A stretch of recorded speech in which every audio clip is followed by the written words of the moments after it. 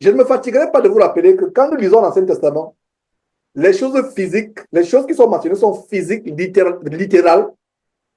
Mais nous, parvenus dans cette fin de temps, en tant que corps de Christ, chrétiens, élus de Dieu, quand nous les lisons de manière, nous les comprenons de manière spirituelle. Alors, l'armée du roi de Babylone assiégeait alors Jérusalem.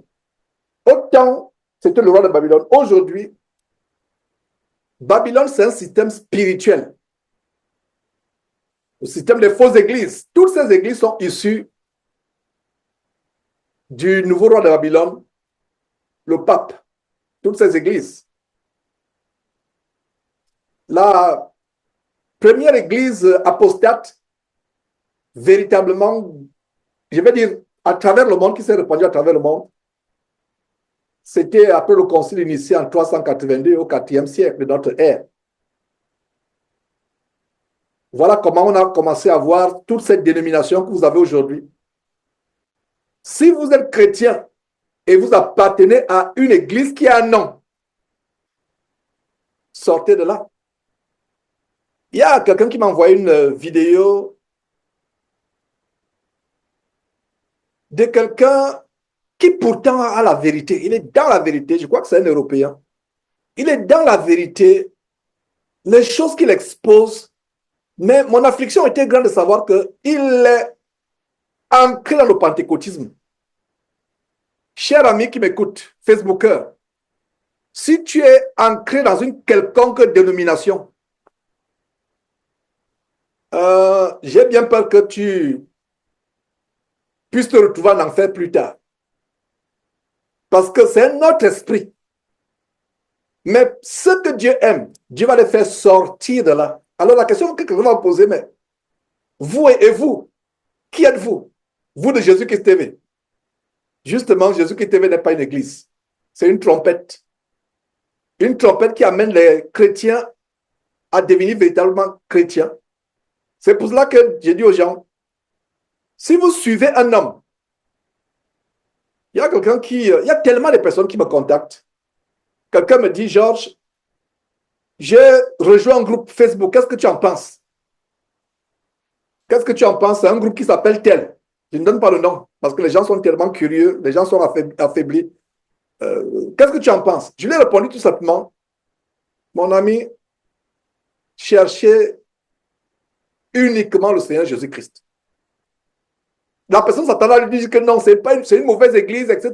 Viens, suis-moi, réunissons tous les dimanches. Est-ce que vous savez que les personnes qui cherchent des églises, je ne leur dis jamais que nous nous réunissons dimanche. Non. Je ne leur dis jamais. Les gens sont surpris. Mais où pouvons-nous aller? J'ai dit, allez à Dieu, il va vous dire où vous allez. Allez à Dieu. Je n'ai jamais cherché.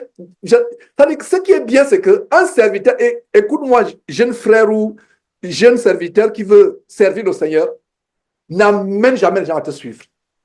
Amène les gens à suivre le Seigneur Jésus-Christ. Parce que si vous suivez un homme, l'homme va vous décevoir. Mais si vous suivez Jésus-Christ, Jésus ne va pas vous décevoir. C'est pour ça que moi, je ne suivrai jamais un homme. Et vous aussi, si vous êtes là pour moi physiquement, oh là là, partez, partez, partez. Partez. Si vous êtes là pour un homme, suivons uniquement le Seigneur Jésus-Christ. Le Fils de Dieu, c'est la voie. Georges n'est pas la voie. Donc je reprends à tous mes frères et sœurs, ainsi que nos enfants qui suivent actuellement, écoutez-moi très bien. Écoutez-moi attentivement, ouvrez vos oreilles. Vous êtes un chrétien et vous êtes dans une assemblée fondée par un homme qui a un nom. Vous n'êtes pas de Dieu. Vous êtes plutôt du diable. Et si vous n'êtes pas de Dieu, vous êtes du diable. Il n'y a pas de demi-mesure. Soit tu es de Dieu, soit tu es du diable. Il n'y a pas que non, je suis quand même là-bas. Non. Est-ce qu'il y a deux Saint-Esprit? Le Saint-Esprit qui dénonce les dénominations. Est-ce que vous savez que la seule assemblée chrétienne qui a un nom dans la Bible s'appelle comment? La synagogue des affranchis. En anglais, the synagogue of free men. Free men, the synagogue of free men. La synagogue des affranchis. Donc, si quelqu'un, une église a un nom, méthodiste, presbytérien, témoins de Jéhovah, mormons, adventistes, peu importe le nom, ce n'est pas Dieu. Ce n'est pas Dieu.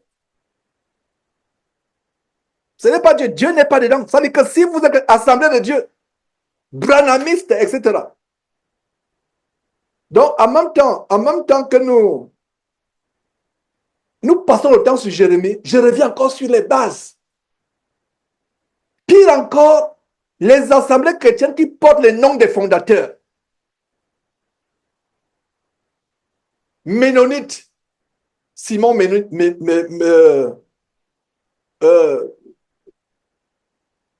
Méni ou Méno, je ne sais pas, je ne me rappelle pas très bien. J'ai fait des recherches, j'ai oublié. Branhamiste, William Branham. Méthodiste, non, je voulais plutôt dire calviniste, Jean Calvin. Luthérien, Martin Luther. Kimbangiste, Simon Kimbangu. Oh là là. Est-ce que vous savez, moi ça m'afflige. La simplicité, Christ est mort pour toi. Tu veux laisser Christ pour t'attacher à un homme. Mes frères et sœurs, ainsi que nos enfants qui nous suivent, parce que les enfants, c'est la relève. Nous devons leur donner la saine doctrine. Même si nous sommes Dieu dans le monde qui croient en cela. Parce que les gens veulent appartenir à un groupe. L'homme a une mentalité grégaire. Ne soyez pas épatés par ce mot. Mentalité grégaire, ça vient de groupe. Ça veut dire que l'homme va appartenir dans la foule. L'homme va se... Est-ce que vous savez que l'homme est un animal? L'homme est un mouton. Le mouton est à l'aise quand il y a les autres. À un moment, la voix de Christ, la voix de la solitude. La voix de Christ, la voix de la solitude. Les gens vont vous abandonner à cause de votre radicalisme. La voix de Christ, ce n'est pas c'est la voix de la solitude. Hein? C'est une bénédiction qu'on puisse se réunir. Est-ce que vous savez que les réunions du dimanche, c'est les réunions des gens solitaires, abandonnés, rejetés? Et sur ce plan, il y a un moment confort. Les réunions de Zoom du dimanche, c'est les réunions des gens les plus solitaires du monde, les plus incompris. Waouh, Dieu soit loué pour ces réunions du dimanche, c'est notre consolation. Je n'y avais jamais pensé. C'est en parlant comme ça que j'en pense, j'y pense. Autant pour moi. C'est les personnes les plus subtiles, les fidèles. Quand je me connecte là, il y a les visages. Oh, ils sont déjà là. Ils m'ont dévancé. C'est des personnes rejetées. C'est des personnes. Et ma prière, c'est que vous n'êtes pas là pour Georges. Si vous êtes pour Georges, oh là là, si demain là, vous apprenez que Georges est mort, il s'est endormi. Ah, là, je vous plains. Peut-être que moi, je m'endormirai dans la grâce de la vie éternelle, mais vous allez vous détruire parce que vous me suiviez. Suivez Christ. Oh, mais... Suivez Christ. Le consommateur de notre foi. Suivez Christ. Ne suivez pas non. Si vous êtes dans une organisation qui a un nom bien structuré, ils ont fait les statuts. Ils sont organisés. Il y a un fondateur, il y a un institut pyramidal. C'est bien organisé là. Quand ça commence à être organisé, CMCI de Tomofumu, c'est pas. Il y a un Camerounais là qui a fondé une église qui est répandue à travers le monde, la plus grande église francophone. Est-ce que vous le saviez?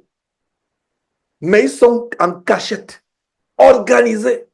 Les gens sont zélés même plus que. C'est le zèle que les gens ont. Non, il n'y a même pas. Si, oh là là, si les frères qui travaillent dans cette trompette avec ce zèle, oh là là, ils sont zélés, mais pour l'enfer. Moi-même, j'étais zélé.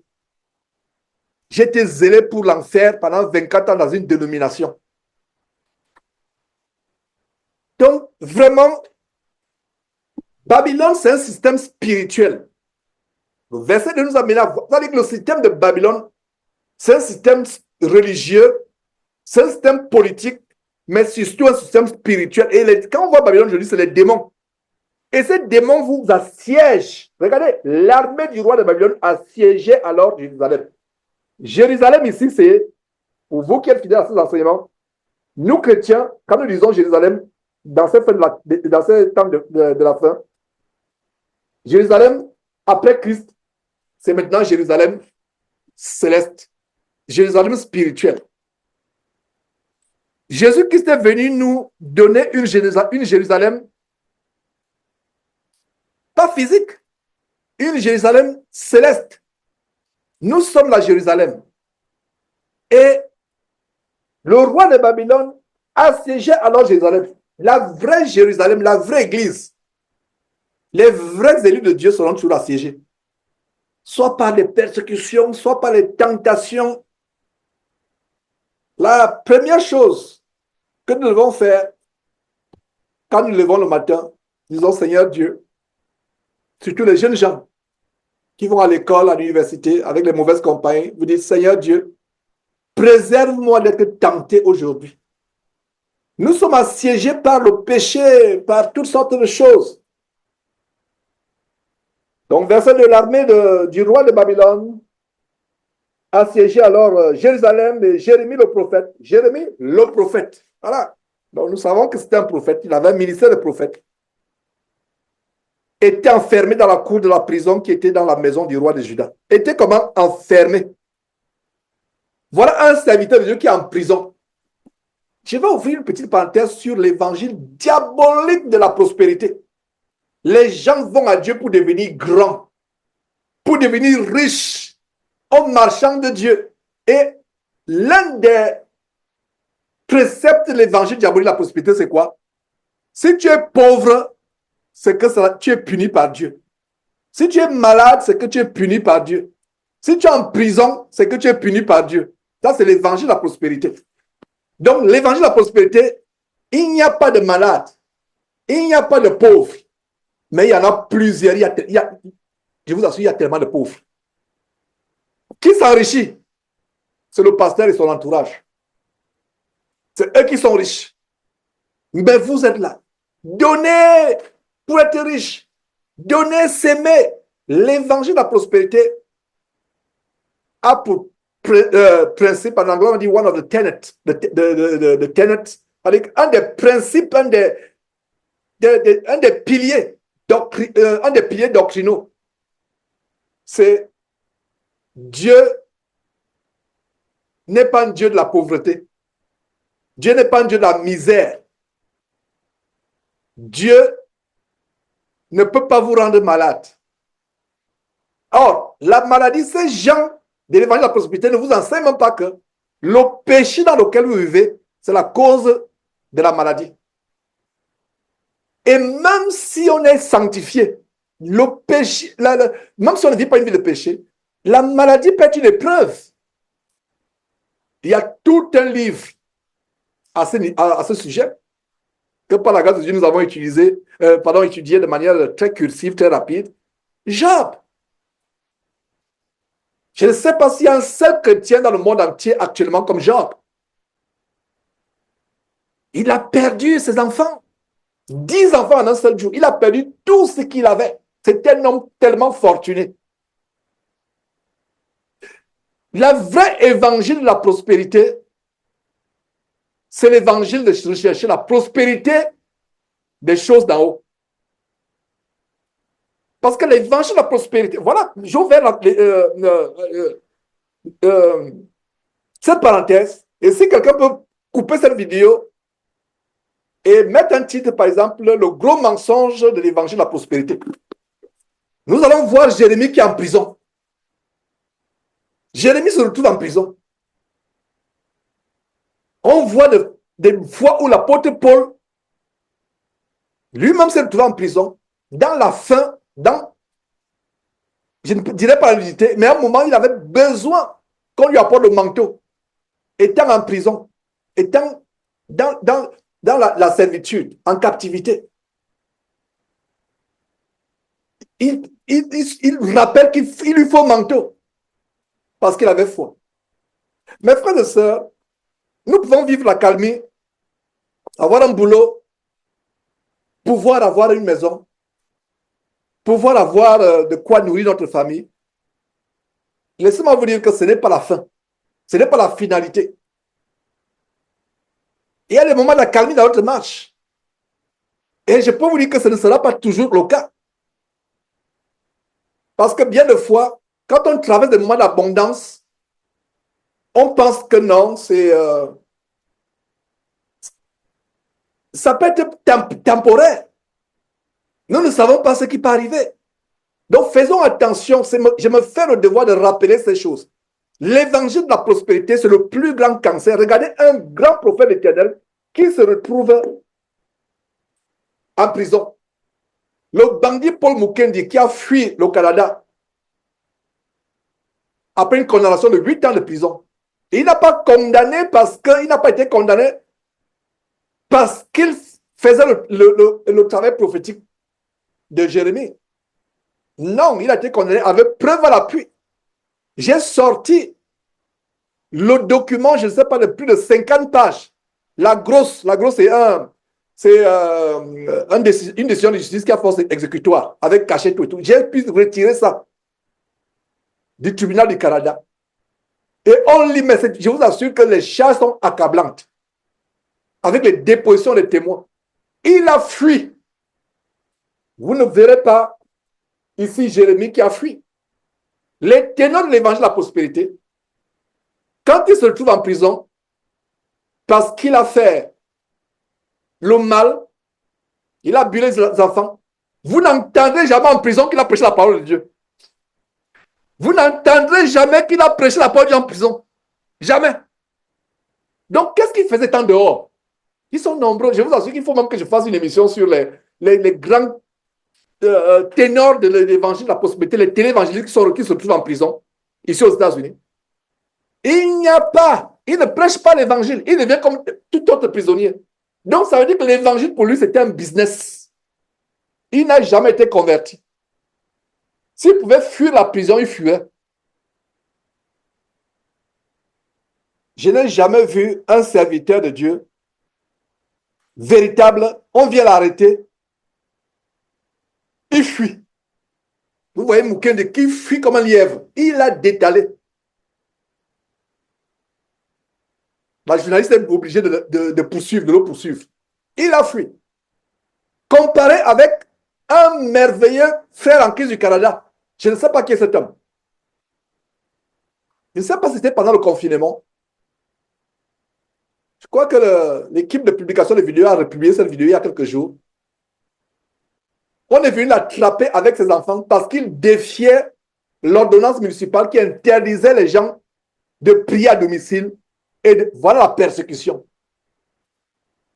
On est venu le prendre. Vous n'avez pas lu qu'il est monté dans le plafond.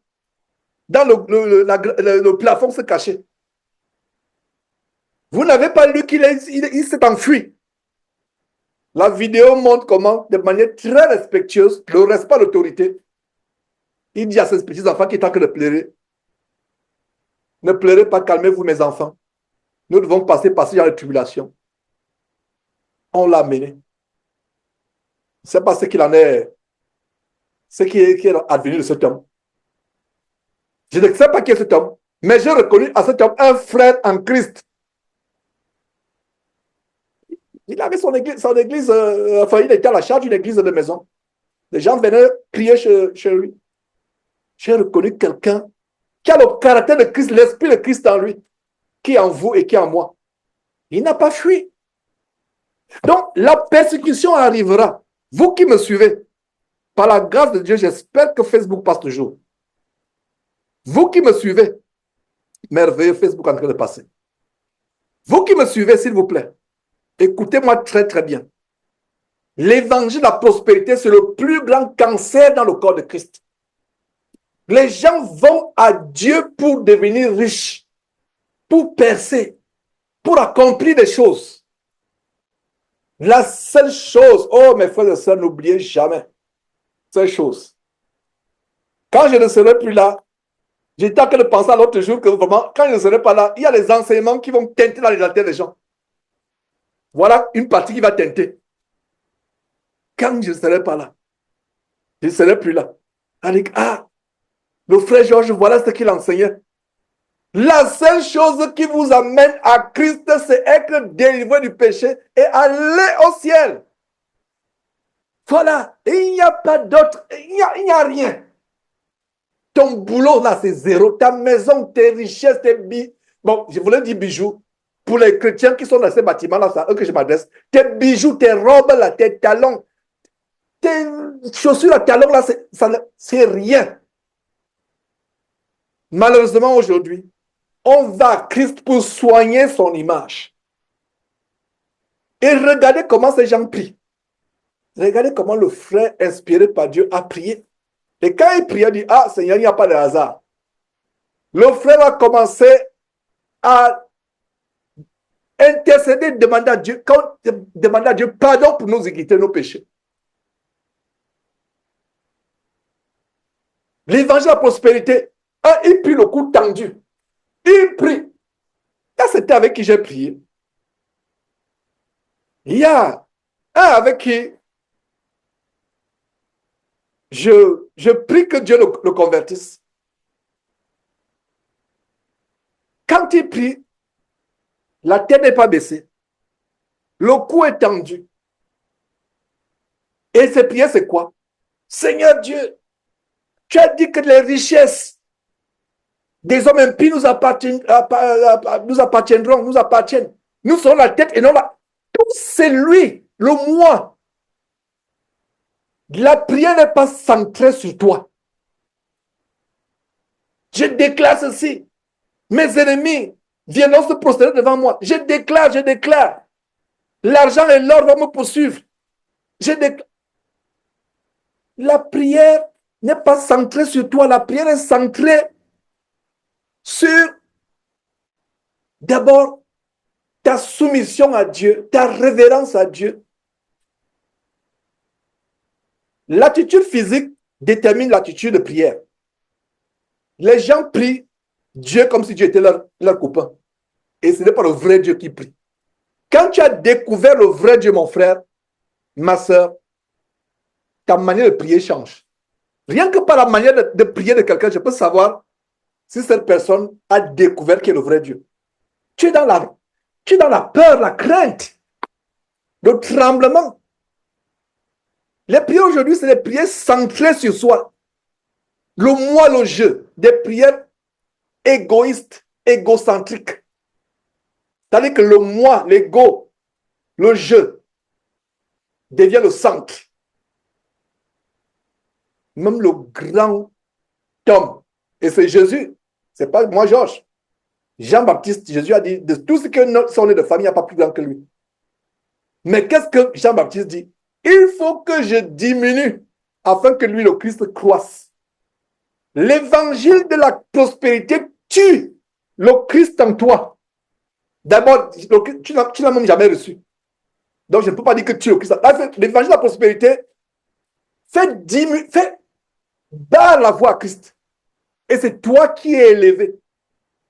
Et vous regardez l'évolution de l'évangile de la prospérité. Ils sont arrivés à un point où ils disent maintenant que tu es un créateur. Tu peux créer. Et ils ont embrassé l'abomination du documentaire, du livre Le Secret. Tu peux penser. Transforme ton intelligence en un aimant qui peut tout attirer. Tu es un créateur. Et dans leur culte diabolique, ils se lèvent, les pasteurs dirigent l'assemblée à des invocations de blasphème et vraiment de défiance contre Dieu. Richesse, viens à moi maintenant. Prospérité, viens à moi maintenant. La meilleure femme du monde, viens à moi maintenant. Compte bancaire, je t'ordonne d'être rempli maintenant. Ça, c'est provoquer Dieu. Dieu est le seul créateur. Vous ne pouvez rien créer. Même nos enfants qui vont à l'école, des fois, il faut qu'ils sachent que quand même les inventeurs, parce que l'invention, c'est quoi? C'est agencer les choses que le créateur a déjà mis de disponibles. Donc, si on peut parler dans la réalité, un inventeur n'invente rien. Il ne crée rien. Donc, l'évangile de la prospérité est dangereux. La seule raison pour laquelle on va à Christ, c'est pour être délivré du péché. C'est lever à sa stature, être à son image et entrer au ciel. Ta vie sur terre, tout ce qui... Oh, la guérison d'une maladie, la délivrance peut-être du chômage, après des années de chômage. Ça, je vous assure que comment on dit en anglais, that's immaterial. Ça n'a pas d'importance. C'est des bonus. Matthieu chapitre 6, verset 33 dit quoi? Matthieu 6, 33. Cherchez premièrement le royaume et la justice de Dieu et toutes ces choses vous seront données par-dessus. Cherchez premièrement. Et quand ça dit toutes ces choses, regardez, ces choses. Et le verset continue à dire, ces choses, ce sont les païens. Dans le même contexte, ces choses sont les païens qui les recherchent. Un vrai chrétien ne cherche pas à avoir l'argent. L'argent le trouvera si c'est la volonté de Dieu, qui ne cherche pas. Un chrétien qui ne cherche pas de femme, si c'est la volonté de Dieu, la femme va le trouver sans qu'il cherche de femme. Mes frères et sœurs, je n'aimerais pas mettre l'accent sur moi, mais mettre l'accent sur le Seigneur Jésus-Christ. Mais je vous dis qu'il y a des témoignages où des frères ont obtenu certaines choses sans les rechercher, sans les vouloir. Il y a eu des témoignages. J'en ai encore reçu quelques jours. Un frère ou une sœur qui te dit, voilà, je n'ai jamais demandé ceci, je n'ai jamais. Un chrétien qui passe le temps à se tourmenter pour s'enrichir, il ne sera jamais riche. Vous savez ce qu'il va recevoir? La crise cardiaque. Concentrez-vous à rechercher Dieu. Dieu qui sait que vous avez une famille à nourrir. Dieu qui sait que vous avez à cœur, par exemple, de contribuer à ce que l'évangile soit donné gratuitement à travers le monde. Ce Dieu-là lui-même, autant convenable, va ouvrir les portes. Donc, le fait que Jérémie soit en prison, ça nous a donné, ça m'a amené à ouvrir une grande parenthèse. Aujourd'hui, le mouvement de l'évangile de la prospérité donne une image rose de la vie en Christ. Une image agréable. Quand on va à Christ, c'est que les problèmes vont disparaître overnight. En français, sur le champ. Tout sera merveilleux. On ne sera plus malade. Regarde le fondateur de l'abominable ministère de la Voix internationale. Oh là là, que Dieu nous donne l'intelligence. J'ai déniché, il y a 1 an ou plus d'1 an, l'acte de décès de l'État de Ohio. La cause du décès, cancer des yeux. Je me disais que ça devait être un scoop qui devait faire sortir tous les gens du ministère de la Voix. Les gens disent non, c'est faux. Qui te dit que c'est vrai? C'est là avec le cachet. Donc, je vais faire le faux avec un document officiel de l'État de l'Ohio. Cause du décès, cancer de l'œil et cancer, je ne sais pas, il avait 2 cancers.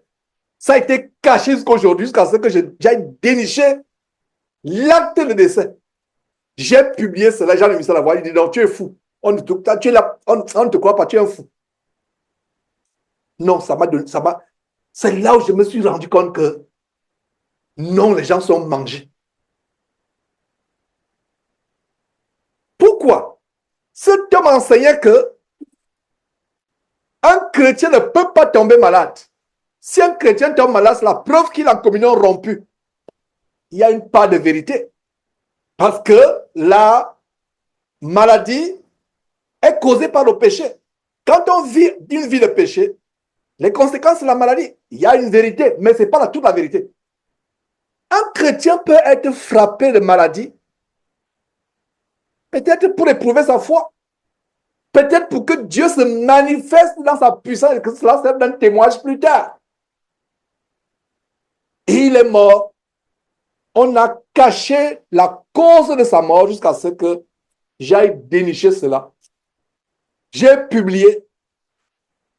Les gens n'en reviennent pas. Il y a certains qui ont été choqués. Donc lui aussi, il est mort dans le sommeil, paisiblement. Il s'est endormi. Il est allé rencontrer. Il est incroyable. Ça, c'est l'évangile de la prospérité. Et à l'époque, dans cette dénomination, c'était un peu, comment on dit, soft. C'était un peu moins agressif, un peu discret, mais c'était là en plein. Donner et recevoir. Un autre pilier de l'évangile de prospérité, tu donnes à Dieu pour recevoir. Donne à Dieu ta vieille voiture pour recevoir une nouvelle Mercedes ou une nouvelle, je ne sais pas, cylindrée, peu importe les marques les plus en vue aujourd'hui. Sème pour recevoir. L'évangile de s'aimer pour recevoir. Ça, c'est l'évangile diabolique. Et je suis content de revenir encore sur ces bases. Des choses, voilà, même ces enseignements, c'est aussi l'occasion de dénoncer l'évangile de la prospérité. Sortez de cet évangile. C'est un évangile pervers. C'est un évangile diabolique. Dieu n'y est pas. Voilà. Donc, continuons, voyons Jérémie qui est en prison. Sédécia, roi de Juda, l'avait fait enfermer et lui avait dit, pourquoi prophétise?